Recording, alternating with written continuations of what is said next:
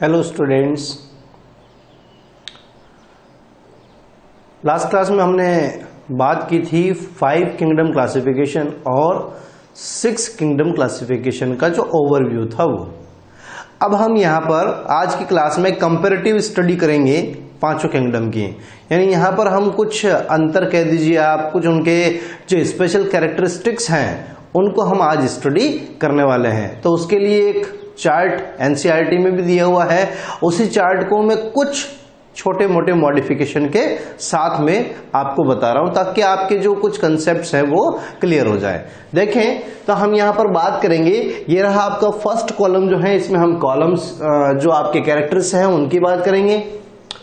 जो आपका फर्स्ट वाला है उसमें Monera, then Protista, fungi, Plantae, Animalia. और एनिमेलिया के बाद में कुछ कंसेप्ट हैं जो इन पॉइंट से निकलते हैं, या फिर आप कंक्लूजन कह सकते हैं। उन कंक्लूजन को जो हमें ध्यान में रखना है, जो हमारे एग्जाम के पॉइंट ऑफ व्यू से इंपॉर्टेंट है। ठीक है ना। अब देखें कि हम यहां पर बात करें यहाँ, तो सबसे पहला कैरेक्टर आ जाता है यहां पर सेल टाइप, कि कौन से किंगडम में किस प्रकार की कोशिका पाई जाती है ना।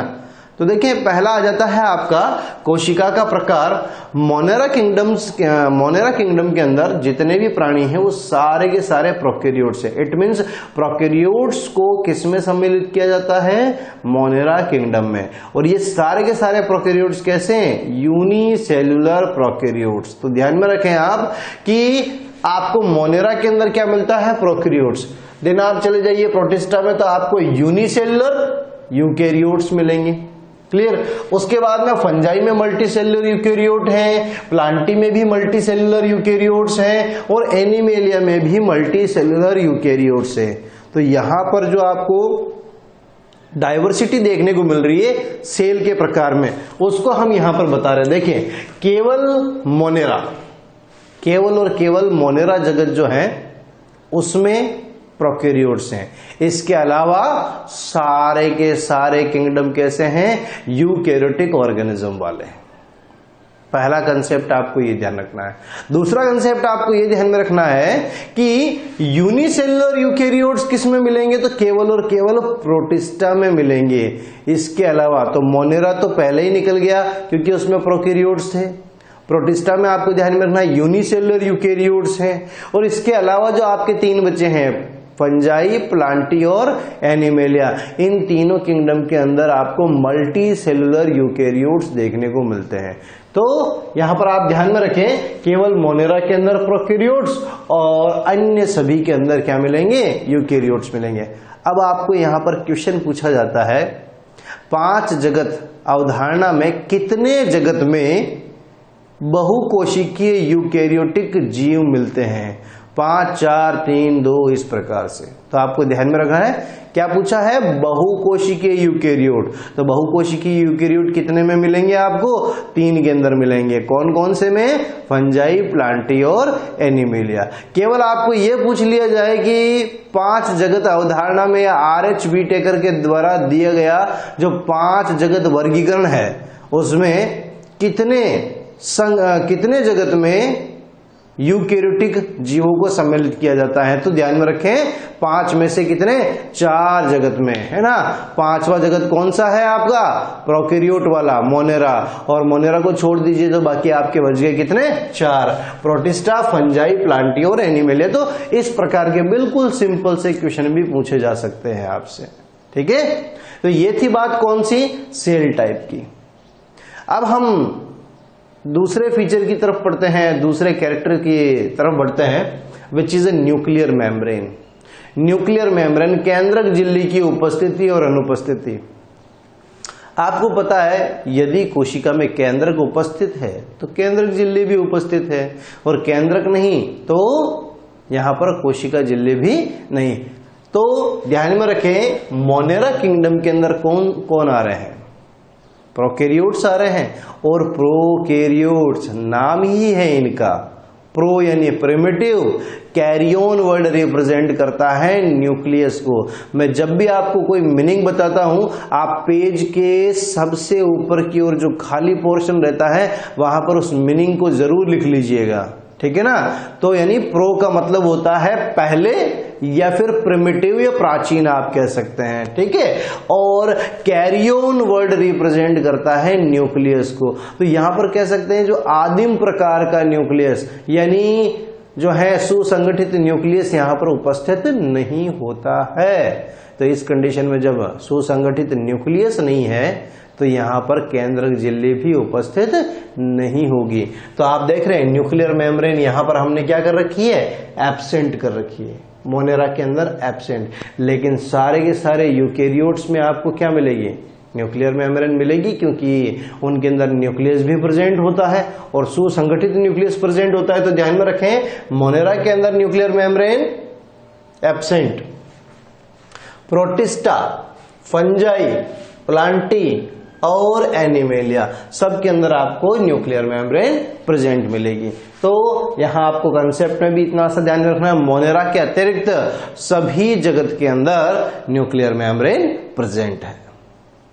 तीसरी हम बात कर लेते हैं यहां पर सेल वॉल। अब देखो कि सेल के टाइप में और न्यूक्लियर मेम्ब्रेन में तो कोई ज्यादा खास बात थी नहीं, लेकिन आपको सेल वॉल के ऊपर फोकस करना है, बहुत ही इंपॉर्टेंट पॉइंट है। जब हम इन सारे जगत को डिटेल से स्टडी करेंगे तो उस दौरान भी जो है इनसे संबंधित आपको बहुत सारे पॉइंट जो है वो ध्यान में रखने हैं। तो देखिए सेल वॉल की बात करें तो सेल वॉल के अंदर सबसे पहले हम बात करेंगे कि सेल वॉल की उपस्थिति, सेल वॉल की प्रेजेंस, कि किसमें उपस्थित है और किसमें अनुपस्थित है, ठीक है ना। तो प्रेजेंस की बात कर लेते हैं। देखें मोनेरा किंगडम के अंदर कौन कौन आ जाते हैं, बैक्टीरिया आते हैं, बीजीए ब्लू ग्रीन एल्गी आता है ना, एक्टिनोमाइसिटीज आते हैं। तो ये सारे के सारे क्या रखते हैं, सेल वॉल रखते हैं। तो मोनेरा किंगडम के सभी जीवों में क्या मिलेंगी, सेल वॉल प्रेजेंट मिलेगी, ठीक है। दूसरा देखें प्रोटिस्टा के अंदर, तो प्रोटिस्टा में आपको ध्यान में रखना है absent in some and present in some, यानी कुछ में उपस्थित होती है और कुछ में अनुपस्थित होती है। अब किसमें प्रेजेंट होती है और किसमें एब्सेंट होती है, तो देखिए एब्सेंट इन सम में प्रोटोजोआ हो गया और स्लाइम मोल्ड्स हो गए, है ना। प्रोटोजोआ, स्लाइम मोल्ड और यूग्लिनोइड, इन तीनों के अंदर कोशिका भित्ति का अभाव होता है। तो आप प्रोटिस्टा में 5 तरह के ऑर्गेनिज्म से 5 तरह के कैटेगरी स्टडी करेंगे। क्राइसोफाइटा जिसमें डायटम्स आ जाते हैं, दूसरा डाइनोफ्लैजिलेट को आप स्टडी करेंगे, तीसरा आप स्लाइम मोल्ड्स को स्टडी करेंगे, आप जो है यहाँ पर यूग्लिनोइड को स्टडी करेंगे, और आप लास्ट जो 5वां है वो प्रोटोजोआ को स्टडी करेंगे। तो आपको ये 5 ग्रुप ही स्टडी करने हैं प्रोटिस्टा में। उनमें से देखिए यहाँ पर प्रोटोजोआ, स्लाइम मोल्ड और यूग्लिनोइड, इन तीनों के अंदर कोशिका भित्ति का अभाव होता है। जबकि हम बात करें तो जो डायटम्स हैं उन डायटम्स के अंदर कोशिका भित्ति उपस्थित होती है। तो प्रेजेंट इन सम एंड किस प्रकार की होती है, तो सेल्यूलोजिक। सेल्यूलोजिक का मतलब क्या होता है, सेल्यूलोज की बनी हुई कोशिका भित्ति प्रेजेंट होती है। तो ये भी बहुत इंपॉर्टेंट पॉइंट है, क्या कि कोशिका भित्ति अगर प्रेजेंट है तो वो किसकी बनी है, और अगर अनुपस्थित है तो कोई बात नहीं, है ना। तो यहां पर देखें, यहां पर जो आपकी कोशिका भित्ति है ये भी प्रेजेंट होती है, लेकिन ये भी कैसी होती है, नॉन सेल्यूलोजिक होती है। यहां पर आपको मिली तो यहां पर कुछ में एब्सेंट मिली, कुछ में प्रेजेंट मिली, लेकिन कैसी मिली, सेल्यूलोजिक मिली, ठीक है ना।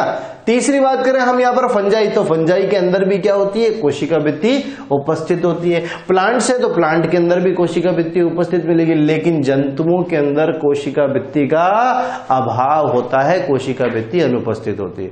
तो फर्स्ट हम खाली प्रेजेंस की बात कर रहे थे, तो मोनेरा के अंदर आपको कोशिका भित्ति उपस्थित मिलेगी। प्रोटिस्टा में कुछ प्राणियों में उपस्थित है, कुछ में अनुपस्थित है। फंजाई और प्लांटी इन दोनों के अंदर कोशिका भित्ति उपस्थित मिलेगी, जबकि एनिमेलिया यानी एनिमल्स के अंदर कोशिका भित्ति का अभाव होता है, ठीक है। अब बात करें मोस्ट इंपोर्टेंट पॉइंट कि सेल वॉल का कंपोजिशन कैसा होता है। क्यों? ये इंपॉर्टेंट पॉइंट, क्योंकि यहां पर आपको बहुत सारी डाइवर्सिटी देखने को मिलेगी, यानी अलग अलग प्रकार के आपको कॉम्बिनेशन देखने को मिलेंगे। तो चलो बात कर लेते हैं अपन सबसे पहले मोनेरा किंगडम की। मोनेरा किंगडम में जो जीवाणु है, जो बैक्टीरिया है, जो इसके सदस्य हैं, उनके अंदर कोशिका भित्ति मिलती है पेप्टाइडोग्लाइकेन की। किसकी कोशिका भित्ति मिलती है? पेप्टाइडोग्लाइकेन की। और पेप्टाइडोग्लाइकेन के ये जो एग्जाम्पल है आपके, ये आपको ध्यान में रखने हैं। नाम और नाग, NAM नाम और NAG नाग, ऐसे याद रखो, नाम नाग। पूरा नाम क्या है इनका? पूरा नाम लिख लेंगे आप। नाम का पूरा नाम है N-एसिटाइल म्यूरामिक एसिड, N-एसिटाइल म्यूरामिक एसिड। और नाग का पूरा नाम है N-एसिटाइल ग्लूकोजामिन। ठीक है ना? नाम का पूरा नाम N-एसिटाइल म्यूरामिक एसिड और नाग का पूरा नाम है N-एसिटाइल ग्लूकोजामिन। ठीक है ना? ये दोनों ही जो हैं इनके मोनोमर हैं, तो इनसे मिलकर पेप्टाइडोग्लाइकेन का क्या होता है? फॉर्मेशन होता है। किसकी बात थी ये थी आपकी मोनेरा किंगडम की। अब आ जाते हैं अपन प्रोटिस्टा पर। तो आपको पहले ही बता दिया, प्रोटिस्टा में कुछ के अंदर तो एब्सेंट होती है, लेकिन जिनमें प्रेजेंट होती है, जैसे डायटम्स हो गए, उनमें किस प्रकार की? सेल्यूलोजिक होती है। कैसी होती है? सेल्यूलोजिक कोशिका भित्ति यहां पर देखने को आपको मिल जाएगी। उसके बाद में हम आगे चले यहां पर, तो देखें फंजाई में कोशिका भित्ति उपस्थित तो होती है, लेकिन वो प्लांट्स के सिमिलर नहीं होती है। इट मीन्स आप ये नहीं कह सकते कि सेल्यूलोज की बनी है ना? तो यानी किसकी? Non cellulosic. तो फंजाई में कोशिका भित्ति उपस्थित, लेकिन कैसी है? Non cellulosic. और किसकी बनी है? आप बहुत अच्छी तरीके से जानते हैं, काइटिन की बनी हुई होती है। किसकी बनी हुई होती है? काइटिन की। लेकिन पॉइंट जो नोट करने वाला है, जो ध्यान रखने वाला है, वो कि यहां पर जो काइटिन है वो किसका होमोपॉलीमर है? होमोपॉलीमर। बहुत अच्छे तरीके से जानते हैं आप। जानते हैं होमोपॉलीमर का मतलब क्या होता है? समबहुलक। क्या होता है? समबहुलक, जिसमें सभी इकाइयां एक समान प्रकार की हो, है ना? तो ध्यान में रखें, किसका होमोपॉलीमर है ये? नाग का होमोपॉलीमर। और नाग का मतलब मैंने अभी आपको बताया था, N-एसिटाइल ग्लूकोज अमीन। ठीक है ना? उसके बाद में आगे चले, यहां पर देखो प्लांट्स के अंदर कोशिका भित्ति जो है वो उपस्थित होती है, आपको बहुत अच्छी तरीके से मालूम है। और किस प्रकार की होती है? तो सेल्यूलोजिक होती है, यानी सेल्यूलोज की बनी। तो इसका कंपोजिशन कौन सा? पैक्टिन और सेल्यूलोज की बनी हुई है, जिसे आप कहते हैं पैक्टोसेल्यूलोज। दोनों को सम्मिलित रूप से हम क्या कहते हैं? पैक्टोसेल्यूलोज की बनी होती है। और यहां पर तो एब्सेंट होती है, तो कोई कंपोजिशन है ही नहीं। क्लियर? अब देखिए, ये थी बात आपकी किसके बारे में? देखो, सेल टाइप हो गया, न्यूक्लियर मेम्ब्रेन हो गया और सेल वॉल हो गया।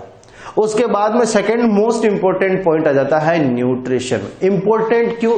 बिकॉज ऑफ यहां पर आपको बहुत ज्यादा डाइवर्सिटी देखने को मिलती है। अगर 5 जगत के अंदर हम डाइवर्सिटी देखें, तो आपको सबसे ज्यादा डाइवर्सिटी किसमें देखने को मिलेगी? न्यूट्रिशन में देखने को मिलेगी। ठीक है ना? अब देखें, न्यूट्रिशन में हम बात कर लेते हैं। अब पहले तो न्यूट्रिशन का मतलब क्या होता है? तो न्यूट्रिशन का मतलब होता है पोषण ग्रहण करना, भोजन ग्रहण करना। तो किस प्रकार का वो भोजन ग्रहण करते हैं, किसके ऊपर डिपेंडेंट रहते हैं, उन सब की हम यहां पर बात करने वाले हैं। क्लियर?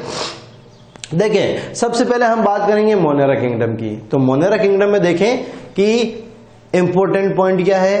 पहला important point, Monera kingdom is a most diverse kingdom. किसके पॉइंट ऑफ व्यू से? न्यूट्रिशन के पॉइंट ऑफ व्यू से। यानी यहां पर आपको सबसे ज्यादा डाइवर्सिटी पोषण में देखने को मिलेगी। ठीक है?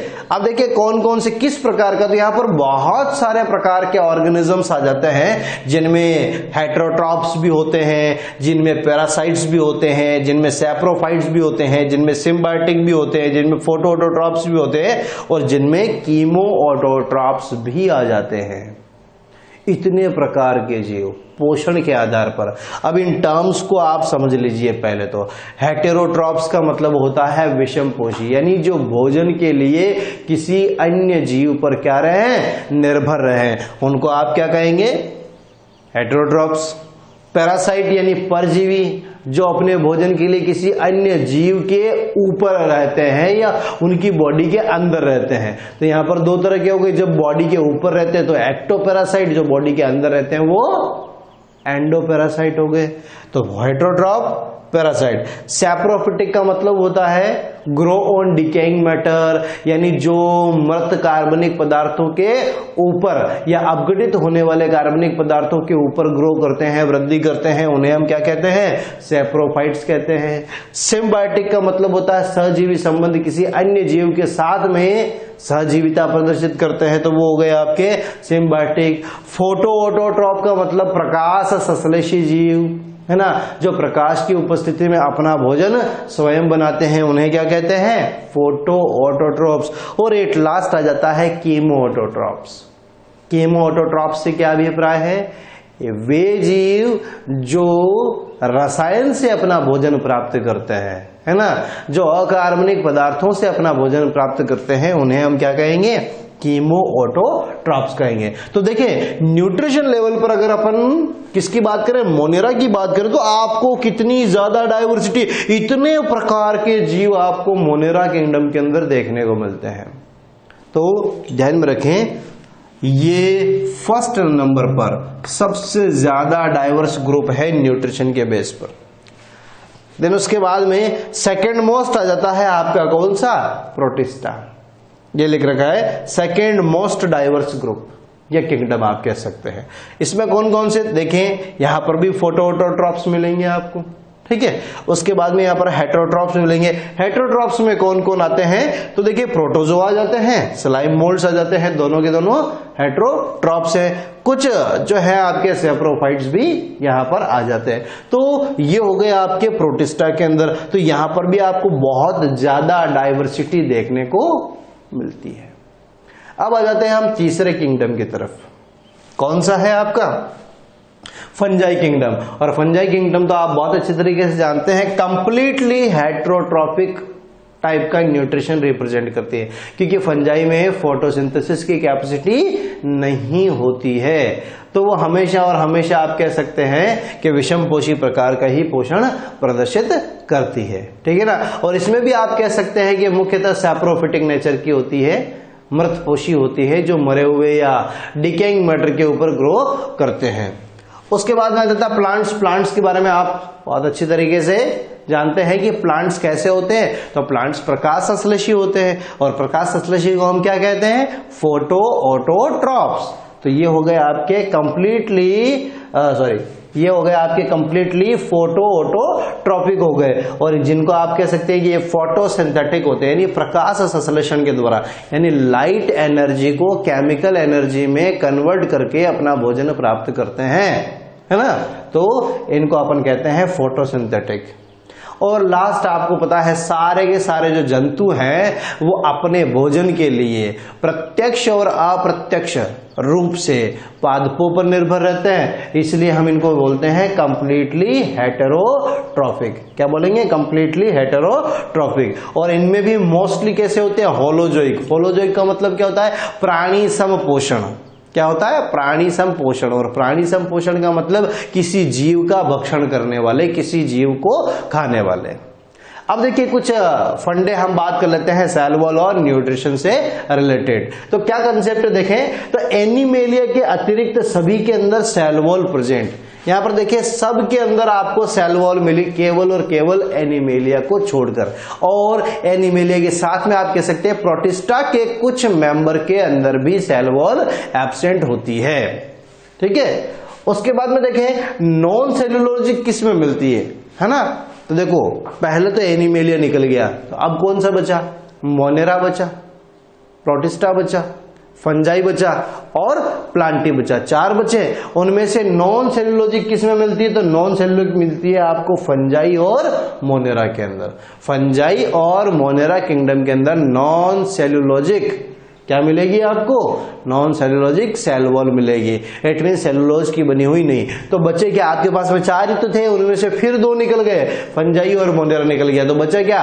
प्रोटिस्टा और प्लांटी। तो ये एक पॉइंट आपको ध्यान में रखना है कि चारों में सेल वॉल तो उपस्थित होती है, लेकिन किसमें सेलुलोजिक होती है, किसमें नॉन सेलुलोजिक होती है? तो फंजाई और मोनेरा दोनों में नॉन सेलुलोजिक होती है, और बाकी प्रोटिस्टा और प्लांटी के अंदर देखेंगे तो आपको कैसी मिलेगी? सेल्यूलोजिक सेल वॉल देखने को मिलती है। न्यूट्रिशन का कंसेप्ट क्या है? तो देखें, सभी 5 जगत में से मोनेरा, प्रोटिस्टा, फंजाई, प्लांटी और एनिमेलिया, कंप्लीट 5 जगत में से पूर्णतः विषमपोषी, कंप्लीटली जो आपको हेटेरोट्रॉप्स जो हैं वो किसमें मिलेंगे? तो एक तो फंजाई और एक एनिमेलिया। इट मींस इसके अलावा आपको बाकी 3 किंगडम में क्या मिलते हैं? ऑटोट्रॉप्स मिलते हैं। तो आपने फंजाई को निकाल दिया, ये रहा साहब, फंजाई चली गई और आपके एनिमेलिया चले गए, तो बचे मोनेरा, प्रोटिस्टा और प्लांटी। इन तीनों के अंदर आपको फोटोऑटोट्रॉप्स देखने को मिलते हैं। और पूर्णतः स्वपोषी कौन सा ग्रुप है या कौन सा किंगडम है? देखें तो वो है आपका केवल और केवल प्लांटी, क्योंकि इसके अंदर आपको फोटोऑटोट्रॉप्स या ऑटोट्रॉप्स और हेटेरोट्रॉप्स दोनों मिल रहे हैं, इधर भी आपको ऑटोट्रॉप्स और हेटेरोट्रॉप्स दोनों मिल रहे हैं, लेकिन प्लांटी के अंदर केवल और केवल आपको ऑटोट्रॉप्स ही मिलेंगे। तो ये भी आपको ध्यान में रखना है कि केवल और केवल पूर्णतः स्वपोषी कौन सा किंगडम है? तो प्लांटी किंगडम है। नेक्स्ट आ जाता है बॉडी ऑर्गेनाइजेशन। सबसे पहले तो आप समझिए कि बॉडी ऑर्गेनाइजेशन का मतलब क्या होता है, कि जो बॉडी है वो कोशिकाओं से मिलकर तो बनी होती है, जनरली अपने को पता है, लेकिन उन्होंने कंपोज होकर टिश्यू का फॉर्मेशन किया कि नहीं किया? टिश्यू ने कंपोज होके ऑर्गन का फॉर्मेशन किया या नहीं किया? ऑर्गन ने कंपोज होके ऑर्गन सिस्टम का कंपोज जो है उसको कंपोज किया या उनको बनाया या नहीं बनाया? तो इस लेवल पर हम यहाँ पर बता सकते हैं cellular level, tissue level, organ level और ऑर्गन सिस्टम लेवल की हम यहाँ पर बात कर लेते हैं बॉडी ऑर्गेनाइजेशन में। देखें, सबसे पहले बॉडी ऑर्गेनाइजेशन देखें हम मोनेरा का। तो मोनेरा में लूज टिश्यू लेवल होता है। किस प्रकार का होता है? Loose tissue level. और लूज टिश्यू लेवल का मतलब होता है कि सेल्स जो है वो अधिक ज्यादा कंपोज्ड होके और एक कंप्लीट टिश्यू का फॉर्मेशन नहीं करती है, बल्कि सेल्स जो है वो काफी दूर दूर रहती है। तो इसी तरीके का बॉडी ऑर्गेनाइजेशन आपको मोनेरा और मोनेरा के साथ साथ आपको प्रोटिस्टा में, दोनों में समान प्रकार का, एक समान प्रकार का आपको क्या देखने को मिलेगा? बॉडी ऑर्गेनाइजेशन देखने को मिलेगा। अब देखिए, एक और आप यहां पर पॉइंट आप अच्छी तरीके से समझ सकते हैं कि जैसे बैक्टीरिया हुए, जीवाणु हुए, मोनेरा में सारे बैक्टीरिया है, मैक्सिमम बैक्टीरिया है। तो बैक्टीरिया क्या कभी कंपोज होकर टिश्यू का फॉर्मेशन करते हैं? नहीं, लेकिन वो कॉलोनी का फॉर्मेशन करते हैं। किसका निर्माण करते हैं? कॉलोनी का निर्माण करते हैं। तो ये भी आप पॉइंट ध्यान में रखेंगे। उसके बाद में नेक्स्ट आ जाता है आपका फंजाई। तो फंजाई में मल्टी सेलुलर और टिश्यू लेवल किस प्रकार का दिखता है आपको? मल्टी सेलुलर और टिश्यू लेवल टाइप का आपको बॉडी ऑर्गेनाइजेशन देखने को मिलता है। एंड देन उसके बाद में जो डाइवर्सिटी आपको देखने को मिलेगी वो मिलेगी प्लांटी और एनिमेलिया में। प्लांट की बात करें, देखो सेलुलर लेवल मिलता है आपको एल्गी के अंदर। अगर टिश्यू लेवल की बात करें तो ब्रायोफाइट के अंदर आपको टिश्यू लेवल मिलेगा। और उसके बाद में जो टेरिडोफाइट, जिम्नोस्पर्म और एंजियोस्पर्म है उनमें आपको organ level of body organization देखने को मिलता है। पादपों में इसका upper level, organ system level देखने को नहीं मिलता है। तो ध्यान में रखें, पादपों में 3 प्रकार का लेवल आपको देखने को मिलेगा। सेलुलर लेवल भी मिलता है, टिश्यू लेवल भी मिलता है और ऑर्गन लेवल भी देखने को मिलता है। इसी प्रकार से आप यहां पर देखिए तो जंतुओं में आपको 4 प्रकार का देखने को मिलेगा। Cellular level, tissue level, organ level और ऑर्गन सिस्टम लेवल। तो देखिए यहां पर सेलुलर लेवल किसमें मिलेगा? तो पोरीफेरा जो आपका फाइलम है उसके अंदर। टिश्यू लेवल की बात करें तो टिश्यू लेवल आपका आ जाता है सिलेंट्रेटा और टीनोफोरा के अंदर, सिलेंट्रेटा और टीनोफोरा में। और ऑर्गन लेवल की बात करें तो प्लेटीहेल्मिन्थीज में, है ना। और ऑर्गन सिस्टम लेवल जो है वो एस्केल्मंथीज से लेकर कोर्डेटा तक के सभी प्राणियों में देखने को मिलता है। तो मैंने यहां पर एक साथ लिख दिया organ and organ system rest of all, यानी बाकी जो बचे उन सब के अंदर आपको ऑर्गन और ऑर्गन सिस्टम टाइप का बॉडी ऑर्गेनाइजेशन देखने को मिलता है। अब देखिए कंसेप्ट की बात कर लेते हैं। तो कंसेप्ट में आपको इतना सा ध्यान में रखना है कि पांचों जगत में से उत्तक स्तर का जो संगठन है वो कहां से प्रारंभ हो रहा है। तो एक ट्रू टिश्यू लेवल अपन देखें तो वो कहां से स्टार्ट हो रहा है, फंजाई से स्टार्ट हो रहा है। पादपों में कहां से हो रहा है टिश्यू लेवल, तो ब्रायोफाइटा से। और जंतुओं में टिश्यू लेवल कहां से स्टार्ट हो रहा है, तो आप ध्यान रखें सिलेंट्रेटा से स्टार्ट हो रहा है। तो ये थी बात किसके बारे में, ये थी बात आपकी बॉडी ऑर्गेनाइजेशन के बारे में।